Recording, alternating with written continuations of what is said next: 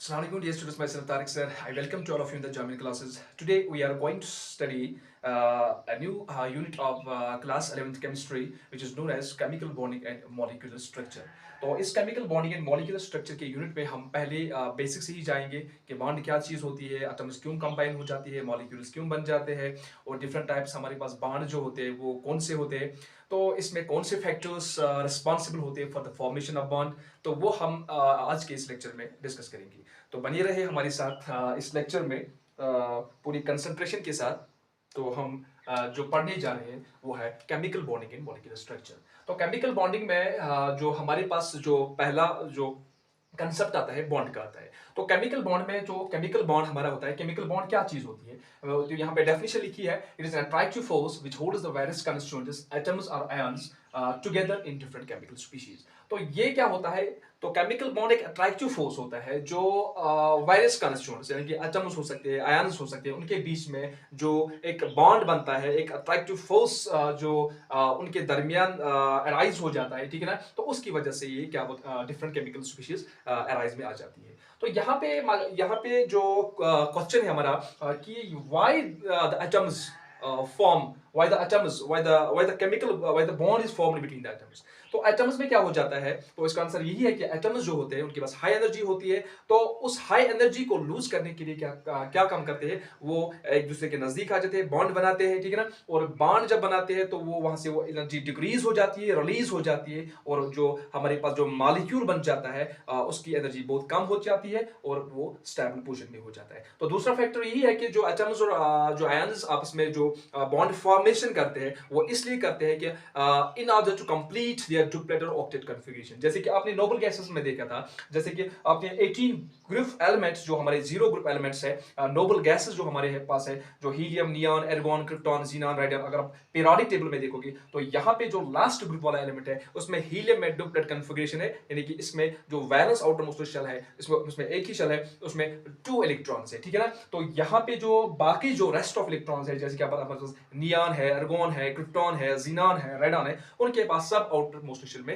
8 electrons है, 8 electron उनके पास, सबके पास आउटर जो उनकी वैलेंस शेल है, आउटर मोस्ट शेल जो शेल है उनके पास सब में 8 इलेक्ट्रॉन्स है। तो सब जो एलिमेंट्स होते हैं, जब एटम्स होते हैं, आयंस, वो चाहते हैं कि हम भी नोबल गैसेस की तरह जो इनकी कॉन्फ़िगरेशन है, इलेक्ट्रॉनिक कॉन्फ़िगरेशन, वो हमारे को अटेन हो जाए। तो हम भी चाहते हैं हम भी इन्हीं की तरह जिंदगी बसर करें, ठीक है। तो ऐसा फंडा है कि इसीलिए एटम्स कंबाइन हो जाते हैं, गेट टुगेदर हो जाते हैं, तो मॉलिक्यूल बन जाते हैं। क्योंकि एटम्स पे के बाद क्या पास एटम्स के पास क्या हो जाती है, उसके उनके आइसोलेटेड गैस, जो न्यूट्रल आइसोलेटेड गैस एटम्स होते हैं, जो इंडिविजुअल एटम्स होते हैं, उनके पास हाई एनर्जी होती है। जब वो आपस में कंबाइन हो जाते हैं तो वो एनर्जी डिक्रीज हो जाती है, और जब वो मॉलिक्यूल बन जाता है एनर्जी कम हो जाती है इसकी, तो स्टेबल हो जाता है। तो अब वैसे ही हमने कहा जो इसकी डेफिनेशन है केमिकल बॉन्ड की, it is an attractive force which holds the various constituents atoms और ions together in different chemical species. तो यहाँ पे और एक रिस्पॉन्सिबल फैक्टर है इनके बीच में, जैसे कि अट्रैक्टिव फोर्स और रिपल्सिव। जब एटम्स नजदीक आ जाते हैं, फॉर एग्जांपल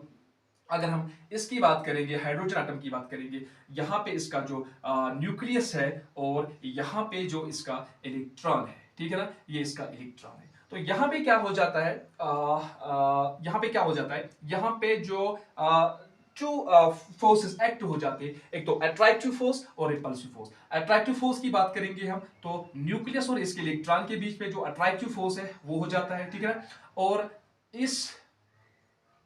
और इसके दरमियान हो जाता है, ठीक है ना, और इसके दरमियान अट्रैक्टिव फोर्स हो जाता है। और जो रिपल्सिव फोर्स हो जाता है, जो रिपल्सिव फोर्स इनके बीच में जो राइज हो जाता है, वो इलेक्ट्रॉन और इलेक्ट्रॉन के बीच में हो जाता है, रिपल्सिव फोर्स, ठीक है ना।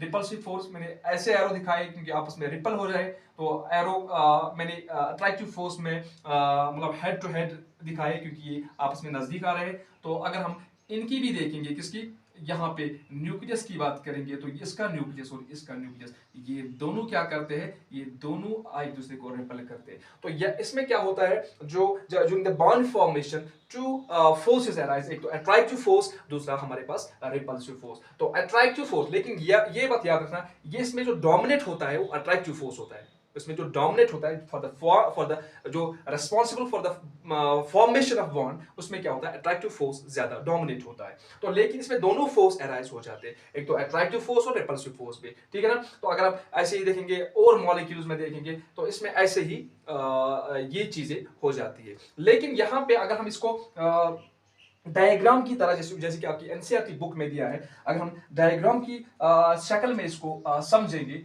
फॉर एग्जांपल हमारे पास ये है, ये हमारे पास पोटेंशियल एनर्जी है, ठीक है ना। यहां से हमारा पोटेंशियल एनर्जी है, और ये जो हमारा है, ये हमारा इंटर न्यूक्लियर डिस्टेंस है, ठीक है ना। इंटर न्यूक्लियर डिस्टेंस हमारा है, इंटर न्यूक्लियर डिस्टेंस। तो यहां से जब एटम्स दूर दूर होते हैं, ठीक है ना, फॉर अपार्ट टुगेदर होते हैं, एक दूसरे के दूर दूर होते हैं, उनके दरमियान अभी कोई इसका जो इस एटम का और इस एटम में अभी हम समझेंगे, इसमें कोई अभी जो अट्रैक्टिव फोर्स नहीं हो रहा है, अभी ये बॉन्ड नहीं बन रहा है, तो ये दूर दूर है।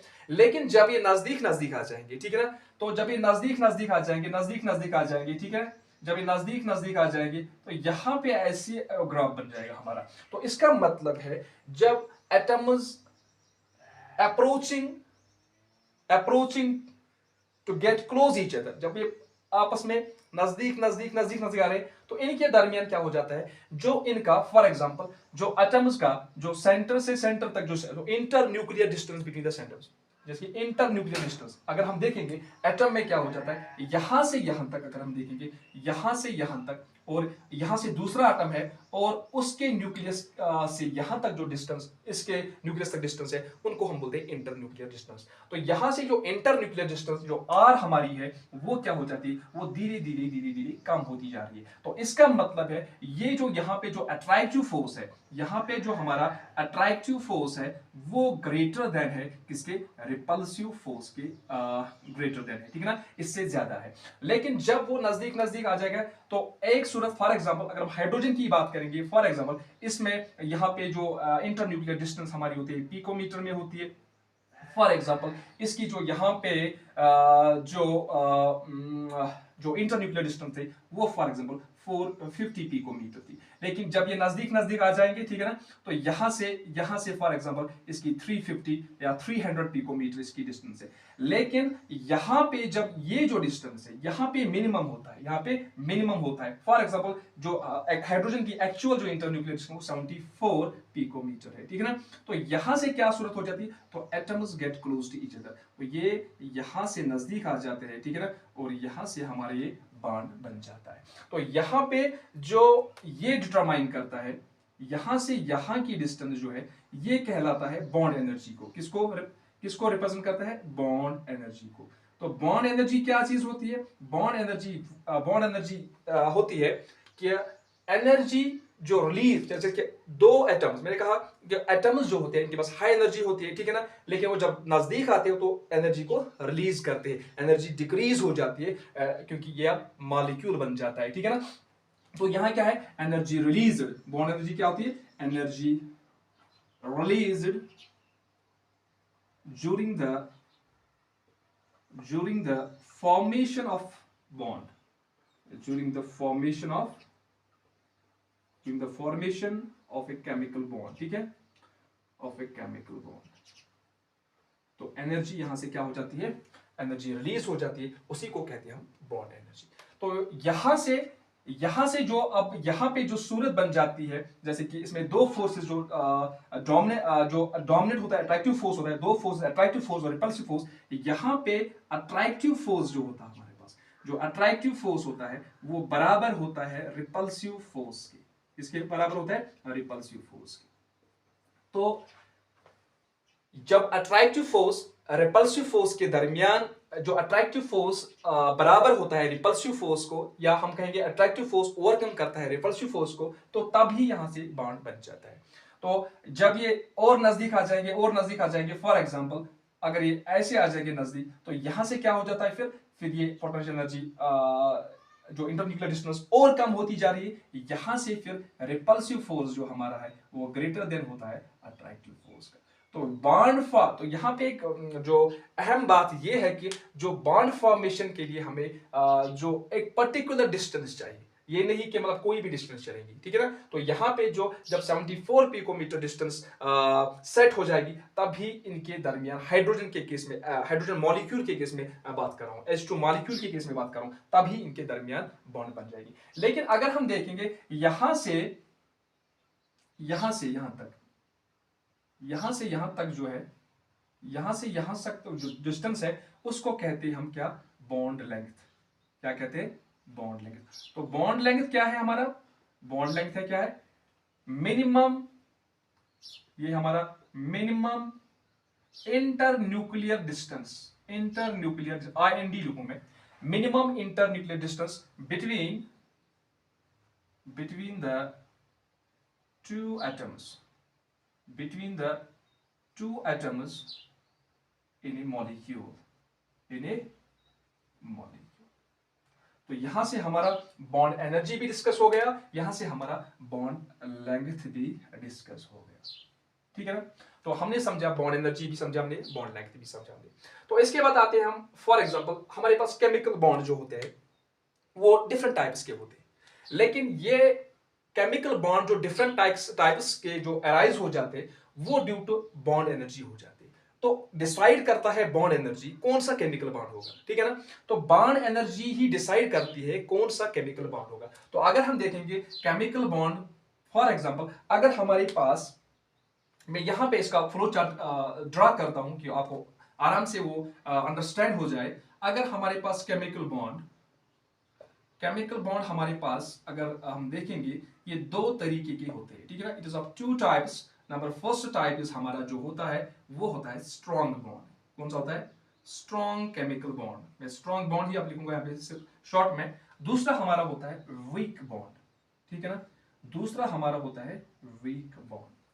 तो स्ट्रॉन्ग बॉन्ड और वीक बॉन्ड, लेकिन जो वीक बॉन्ड होता है इसमें भी फिर हमारे पास दो टाइप्स होते हैं, ठीक है ना।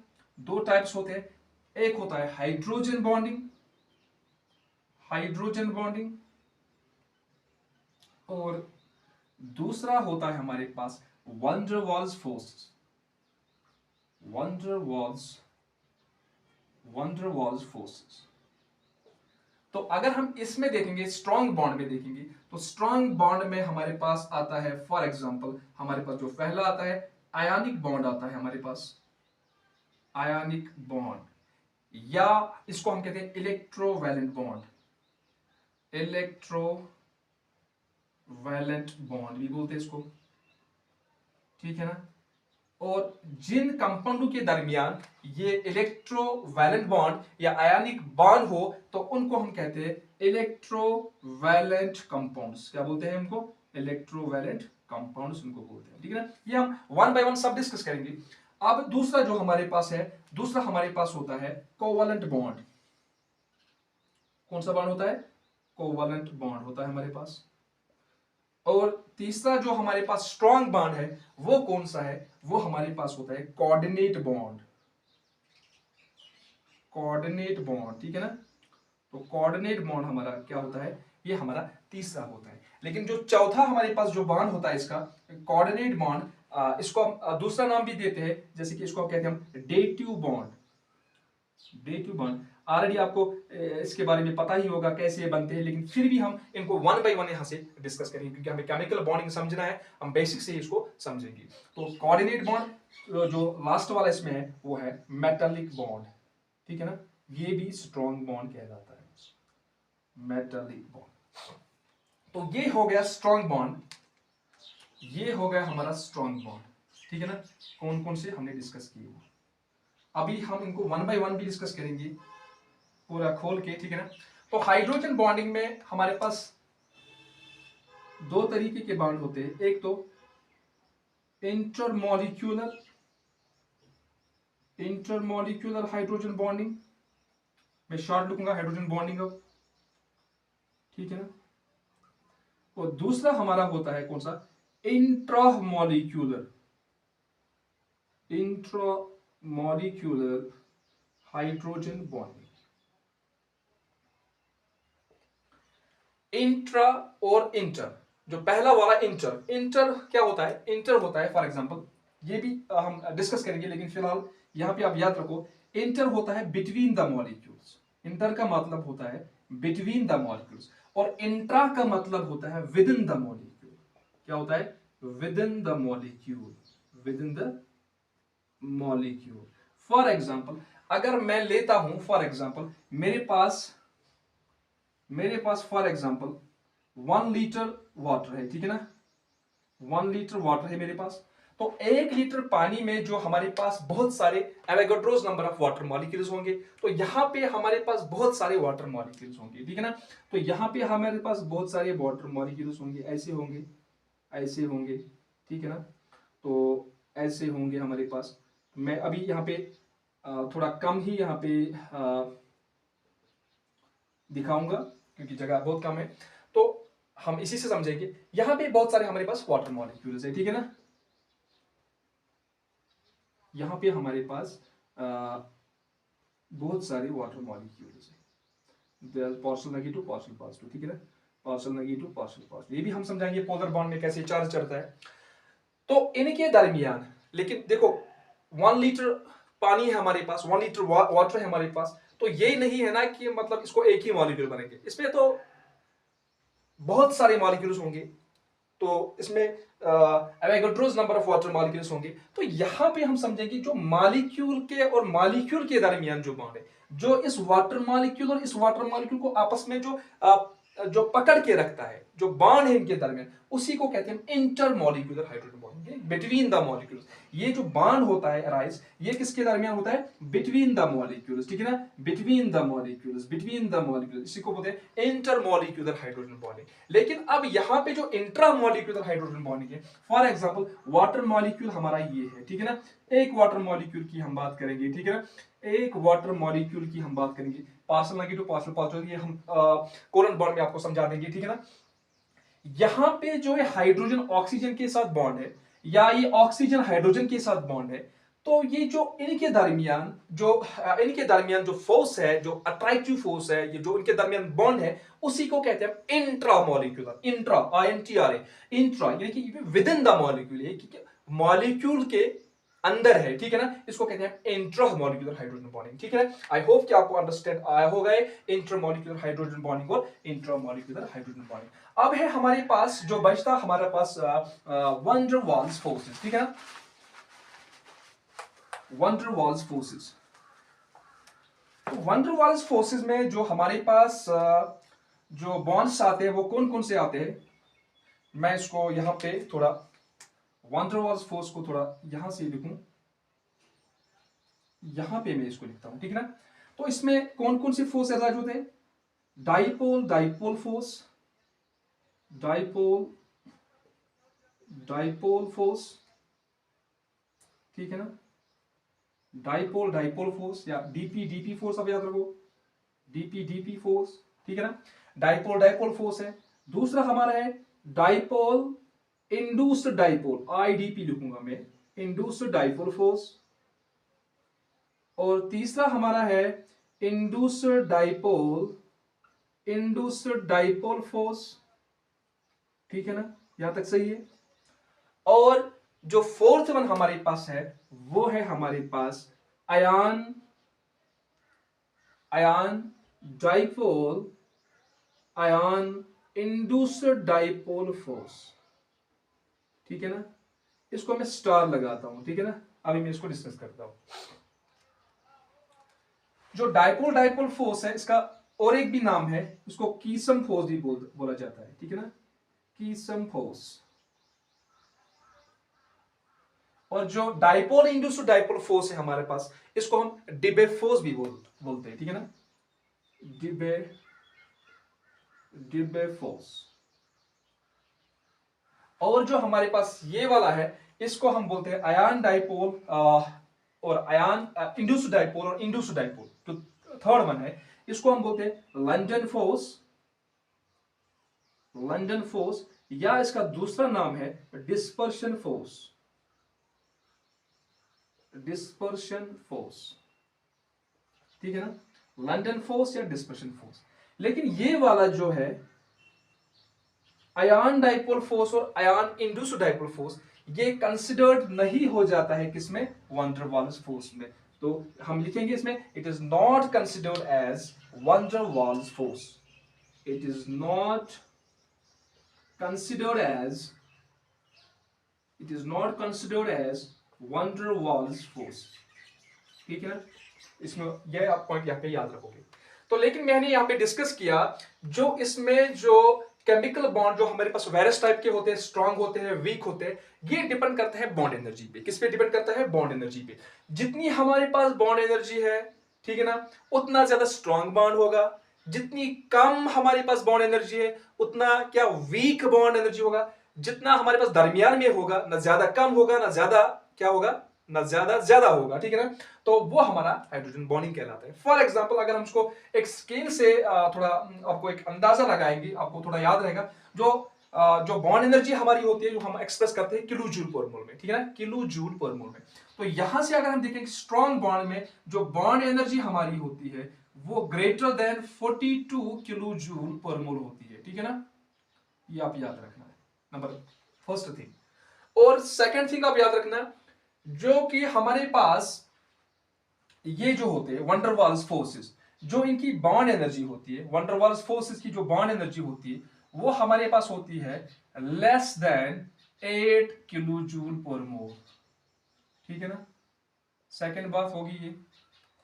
और बचता हमारा 8 to 42, जो हमारे पास ये रेंज बचता है, यानी कि ग्रेटर देन और equal to 8 to 42 kilo joule per mole. इनके बीच में जो बॉन्ड एनर्जी है वो किनको रिप्रेजेंट करती है, हाइड्रोजन बॉन्डिंग को। ठीक है ना, तो यहां से आप देखोगे स्ट्रॉन्ग जो बॉन्ड बनते हैं हमारे पास, चाहे आयनिक हो, कोवलेंट हो, कोऑर्डिनेट हो, मेटालिक हो, उनकी जो बॉन्ड एनर्जी होती है वो क्या होती है, greater than 42 kilo joule per मोल। लेकिन जो हमारे पास जो वीक बॉन्ड में से हाइड्रोजन बॉन्डिंग होती है उनकी जो बॉन्ड एनर्जी होती है वो लाई करती है किस रेंज में, 8 to 42 किलो जूल पर मोल। ठीक है ना, और बॉन्ड एनर्जी जो किनकी होती है, जो हमारे पास ज्यादा ही वीक होते हैं, वंडर वाल्स फोर्सेस जो होते हैं उनमें bond energy less than 8 kilo joule per mole होती है।